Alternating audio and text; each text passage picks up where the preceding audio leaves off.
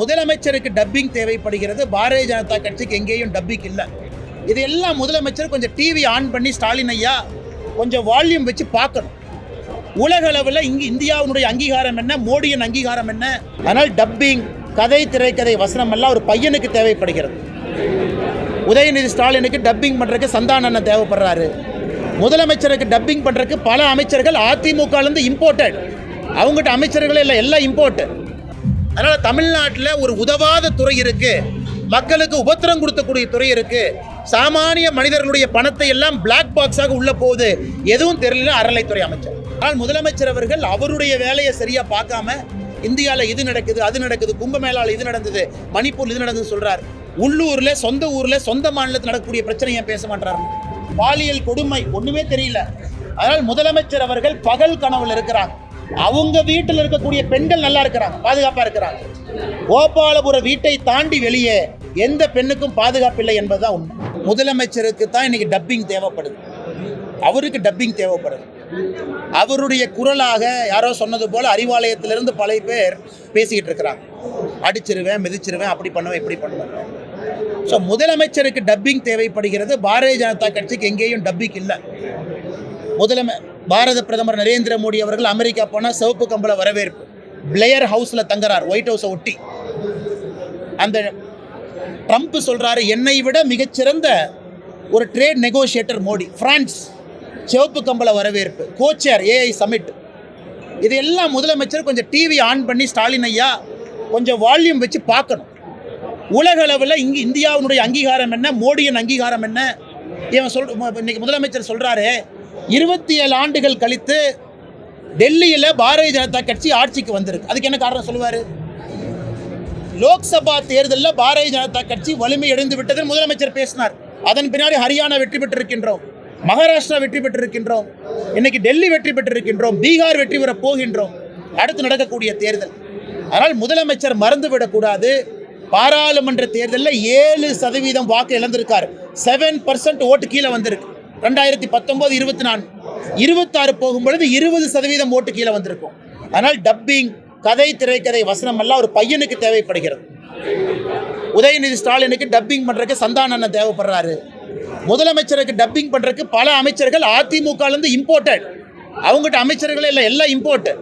நேற்று பார்த்தேன் தோப்பு வெங்கடாச்சலனுக்கு ஒரு பதவி, இங்கே பார்த்தேன் அவருக்கு ஒரு பதவி, எல்லாம் இம்போர்ட்டருக்கு பதவி கொடுத்துட்டு இருக்காங்க. காரணம், திமுகவில் சக்தி இல்லை என்பதை முதலமைச்சரே ஒத்துக்கிறாரா? 35 அமைச்சர்கள் 13 பேர் அதிமுகலேருந்து வந்திருக்காங்க. ஆனால் டப்பிங் எங்களுக்கு தேவைப்படல. அதிமுகவிலிருந்து திமுகவுக்கு வந்தவர்கள் தான் முதலமைச்சருக்கு டப்பிங் பண்ணிட்டு இருக்காங்க, எங்களுக்கு தேவையில்லைங்க.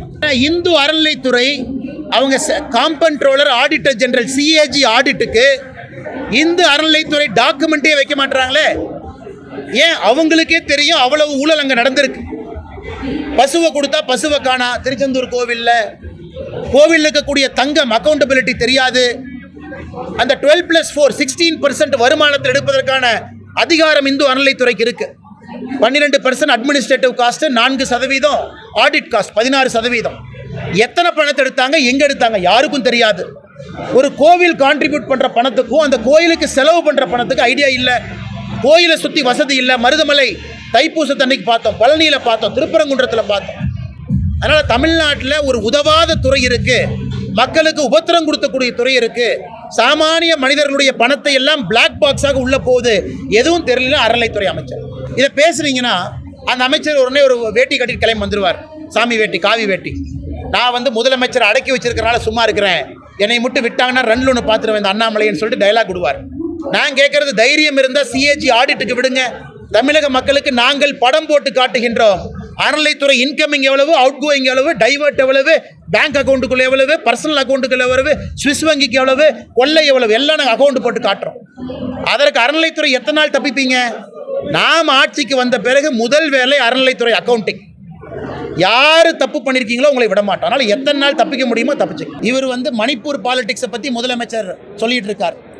சென்னையில் மையப்பகுதியில் ஏர் ஷோ நடக்குதுன்னு தெரிஞ்சு விமான சாகசங்கள் பண்ணி பெங்களூரில் ஏர் ஷோ நடத்துகிறாங்க, போய் பார்த்து வர சொல்லுங்க. பெங்களூரில் போய் முதலமைச்சர் உதயநிதி ஸ்டாலின் அனுப்பி பெங்களூரில் எப்படி ஏரோ ஷோ நடத்துகிறாங்கன்னு பாருங்கள். லட்சக்கணக்கான மக்கள் தினமும் நடக்குது, ஒரு பிரச்சனை இல்லாமல் நடந்து கொண்டிருக்கிறது. ஏன்னா அது அஃப்கோர்ஸ் சென்ட்ரல் கவர்மெண்ட் டைரக்டாக நடத்துகிறாங்க, சென்ட்ரல் கவர்மெண்ட் ஃபெசிலிட்டிக்குள்ளே நடக்குது, ஏர்போர்ட்டை ஒட்டி நடக்குது, அது வேற. அதனால் இங்கே நடத்துவதற்கு இது இல்லை. மணிப்பூரில் நடந்ததை பற்றி பேசுகிறார். மணிப்பூரில் முதலமைச்சர் அவர்களுக்கு நம்ம என்ன சொன்னாலும் அவருக்கு புரியாது. மறுபடியும் சொல்கிறேன், இங்கே பாரதிய ஜனதா கட்சியினுடைய குற்றம் என்ன? ஹைகோர்ட்டு ஒரு சமுதாயத்துக்கு எஸ்டி அந்தஸ்து கொடுக்குறாங்க, 2 சமுதாயத்துக்கு பிரச்சனை கட்டுக்குள்ளே கொண்டு வந்திருக்கோம். அடுத்து என்ன நடக்கும்? இன்னைக்கு ஜனாதிபதி தலைமையில் அங்கே அட்மினிஸ்ட்ரேஷன் நடந்துகிட்டு இருக்கு, பிரசிடென்ட்ஸ் ரூல். ஆனால் முதலமைச்சர் அவர்கள் அவருடைய வேலையை சரியாக பார்க்காம இந்தியாவில் இது நடக்குது, அது நடக்குது, கும்பமேளாவில் இது நடந்தது, மணிப்பூர் இது நடந்தது சொல்கிறார். உள்ளூரில், சொந்த ஊரில், சொந்த மாநிலத்தில் நடக்கக்கூடிய பிரச்சனை ஏன் பேச மாட்டார்? பெண்கள் பாதுகாப்பு சிறப்பு நீதிமன்றம் அமைக்க நடவடிக்கை எடுத்துட்டு வரோம். யார் பண்ணுவாரா? எப்போ பண்ணுவாரா? மேடம் ஆட்சி 4 வருஷம் முடிஞ்சுது. அண்ணே நேற்று என் ஃபோனை காணாம பாருங்க. அண்ணா என் ஃபோனை அண்ணா ஒரே நிமிஷம் என் ஃபோனை கொடுங்க ராஜா. அண்ணா ஐயா, ஏடிஜி லா அண்ட் ஆர்டர் சுற்றறிக்கை வெளியிட்டிருக்கார். அவர் பேர் டேவிட்சன் தேவாசீர்வாதம் ஐயா. என்ன சுற்றறிக்கையில் போட்டிருக்காருன்னா, தமிழ்நாட்டிலே பெண்களுக்கு எதிராக, குழந்தைகளுக்கு எதிராக குற்றம் அதிகரிச்சிருக்கு. சர்டிஃபிகேட் யாருன்னு? ஏடிஜி லா அண்ட் ஆர்டர் சுற்றறிக்கை காட்டுறேன் பாருங்க. சுற்றறிக்கை ஃபோனில் இருக்குது. தம்பி யாராவது ஃபோனை கொடுப்பா அண்ணா, சுற்றறிக்கை உங்களுக்கு அனுப்புறேண்ணா. மாநிலத்தினுடைய ஏடிஜி லா அண்ட் ஆர்டர் ஒத்துக்கிறாரு. பெண்களுக்கு எதிராக, குழந்தைகளுக்கு எதிராக, அண்ணா பரவாயில்லண்ணே அவங்களுக்கு வாட்ஸ்அப்பில் அனுப்பிச்சிருவோம். பெண்களுக்கு எதிராக, குழந்தைகளுக்கு எதிராக குற்றம் அதிகரிச்சிருக்குன்னு ஏடிஜி லா அண்ட் ஆர்டர் ஒத்துக்கிறார். முதலமைச்சர் ஏன் ஒத்துக்க மாட்டாரு? சுற்றறிக்கை நான் உங்களுக்கு தர்றேன். 4 வருஷம் தூங்கிட்டு எலெக்ஷன் வருதுன்னு இப்போ எந்திரிச்சு சீனியர் ஆஃபீஸர் வீட்டில் ஆர்டர்லேயே இருக்கக்கூடிய பெண் காவலரை ஸ்டேஷனுக்கு அனுப்புங்க. சிறப்பு நீதிமன்றம் என்ன பண்ண போகிறாங்க? அண்ணா யூனிவர்சிட்டி பெண் பாலியல் கொடுமை ஒன்றுமே தெரியல. அதனால் முதலமைச்சர் அவர்கள் பகல் கனவுல இருக்கிறாங்க. அவங்க வீட்டில் இருக்கக்கூடிய பெண்கள் நல்லா இருக்கிறாங்க, பாதுகாப்பாக இருக்கிறாங்க. கோபாலபுர வீட்டை தாண்டி வெளியே எந்த பெண்ணுக்கும் பாதுகாப்பு இல்லை என்பதுதான் உண்மை. ஆனால் முதலமைச்சர் அவர்கள் ஒரு விஷயத்தை புரிந்து கொள்ள வேண்டும். பட்ஜெட்டை பொறுத்த வரைக்கும் நேரடி நிதி பகிர்வு, அது நேரடியாக டெவல்யூஷன் கிராண்டில் அமௌண்ட் வந்துடுது. அது எல்லோருக்கும் வெளிப்படையாக தெரியும். இன்னைக்கு தமிழகத்தை பொறுத்த வரைக்கும் கிட்டத்தட்ட எல்லா ஸ்கீமுமே சென்ட்ரல் கவர்மெண்ட் ரன் பண்ணுற ஸ்கீம். முதியோர் உதவித்தொகை மத்திய அரசு நடத்துறது, ஏழைகளுக்கான வீட்டு திட்டம் மத்திய அரசு நடத்துறது, விவசாயிகளுக்கு கொடுக்கக்கூடிய கிசான் சம்மான் நிதி மத்திய அரசு நடத்துறது. இது போன்ற ஆயிரக்கணக்கான, லட்சக்கணக்கான, கோடிக்கணக்கான பயனாளிகள் ஒரு திட்டத்தில் பயன்படுறாங்க. முத்ரா கடன் திட்டம் பயனாளிகள். ஆனால் நீங்க கூட்டி கழிச்சு பார்த்தீங்கன்னா முதலமைச்சருக்கு தெரியும். பல மேடைகள் நாம சொல்றோம், மோடி அவர்களுடைய அரசு வந்த பிறகு தமிழ்நாட்டிற்கு நாம் கொடுத்த பணம் நிதி பகிர்வு அடிப்படையில் 2.5 மடங்கு உயர்ந்திருக்கிறது. சில இடத்துல 3.5 மடங்கு. ரயில்வே ப்ராஜெக்ட் அதிகம். 46,000 கோடி ரூபாய் இன்னைக்கு நேஷனல் ஹைவே வேலை தமிழ்நாடு நடந்துகிட்டு இருக்கு. விமான நிலையம், துறைமுகத்திலிருந்து இவ்வளவு வேலைகள். அதனால எந்த அடிப்படையில் மாண்புமிகு முதலமைச்சர் ஐயா ஸ்டாலின் அவர்கள் எந்த அடிப்படையில் பட்ஜெட்டில் தமிழ்நாட்டுக்கு எதுவுமே இல்லைங்கிறாங்க? நான் சென்னை பொதுக்கூட்டத்தில் பேசினேன். 10 ஆண்டு காலம் யூபி அரசுல எத்தனை முறை தமிழ்நாடுங்கிற வார்த்தையை பயன்படுத்தினாங்க? 4 முறை. தமிழ்நாடு அப்பனா 6 முறை தமிழ்நாடு என்கின்ற வார்த்தை பட்ஜெட்லேயே இல்லை. அந்த 4 முறை பயன்படுத்தியதுக்கு 8,800 கோடி ரூபாய் வந்துச்சு. தமிழ்நாடுன்னு ஒரு ஸ்பெஷல் ஸ்கீம். நாம எத்தனை முறை பயன்படுத்தியிருக்கோம்? 10 ஆண்டுகளில் 4 முறை பயன்படுத்தியிருக்கோம். 11 ஆண்டுகள், 11வது பட்ஜெட் நாம 1,60,000 கோடி கொடுத்துருக்கோம். அதாவது ஸ்பெஷல் ஸ்கீம் தமிழ்நாடு. எல்லா மாநிலத்திற்கும் எல்லா வருடமும் ஸ்பெஷல் ஸ்கீம் வராது. நமக்கு 2021-22 மிகப்பெரிய அளவில் 1,20,000 கோடி ஒரே ஆண்டில் நேஷனல் ஹைவேக்கு வந்துச்சு. போன ஆண்டு ஆந்திரா கொடுத்துருக்காங்க, இந்த ஆண்டு பீகாருக்கு கொடுத்துருக்காங்க. ஸ்பெஷல் ஸ்கீம் தமிழ்நாட்டுக்கு வந்திருக்கு. எப்படி குடியரசு தின அணிவகுப்பில் எல்லா மாநில ஊர்திகளும் எல்லா ஆண்டும் கலந்து கொள்ள முடியாதோ அது மாதிரி ஸ்பெஷல் ஸ்கீம் போகுது. அதை வச்சு முதலமைச்சரையும் அரசியல் பண்ணணும். முதலமைச்சர் வெள்ளை அறிக்கை வெளியிட தயாரா? நான் கேட்குற ஒரே கேள்வி. நாங்கள் ஆட்சிக்கு வந்ததிலிருந்து அவங்க ஃபினான்ஸ் மினிஸ்டர்கிட்ட சொல்லி வெள்ளை அறிக்கை கொடுக்கட்டும். 2014 மொத்தமாக தமிழ்நாட்டுக்கு எவ்வளோ வந்துச்சு? காங்கிரஸ் ஆட்சியில் எவ்வளோ வந்துச்சு? நம்ம ஆட்சியில் எவ்வளோ வந்துச்சு? அதன் பிறகு நாங்கள் ஏற்கனவே சொல்லியிருக்கோம், மேடை போட்டு விவாதிப்பதற்கு பாரதிய ஜனதா கட்சி தயார். RS பாரதி அவங்க என்ன சொன்னாங்க? மேடை போட்டு விவாதிக்கிறோம் பட்ஜெட்டை பற்றி. நான் சொன்னேன், ஓகே, நீங்கள் மாநில அரசு பட்ஜெட்டை பேசுங்க, நாங்கள் மத்திய அரசு பட்ஜெட்டை பேசுகிறோம், இருவரும் மேடை போட்டு விவாதிப்போம். உங்கள்கிட்ட டேட்டா இருக்குது, நீங்கள் வெள்ளை அறிக்கை கொண்டு வாங்க, நாங்கள் மத்திய அரசு டேட்டாவை கொண்டு வர்றோம். தமிழ்நாட்டு மக்களுக்கு மொத்தமாக தெரியட்டும். யார் தமிழகத்துக்கு எவ்வளவு கொடுத்துருக்காங்க? மோடி ஐயா எவ்வளவு கொடுத்துருக்காங்க, மன்மோகன் சிங் ஐயா எவ்வளவு கொடுத்துருக்காங்க. நான் ஏற்கனவே சொன்னது போல 2.5 மடங்கு, சில செக்டர்ல 3.5 மடங்கு அதிகம். அப்படி இருக்கும் பொழுது எந்த அடிப்படையில் முதலமைச்சர் அவர்கள் தொடர்ந்து இதே போல் பேசுகின்றார்கள் என்று எனக்கு புரியவில்லை. அமெரிக்காவை பொறுத்த வரைக்கும் ட்ரம்ப் அவர்கள் ஒரு விஷயத்தை சொல்லி மக்களுடைய ஆதரவை பெற்று இன்னைக்கு அமெரிக்காவினுடைய அதிபராக 2வது முறை வந்திருக்கிறாங்க.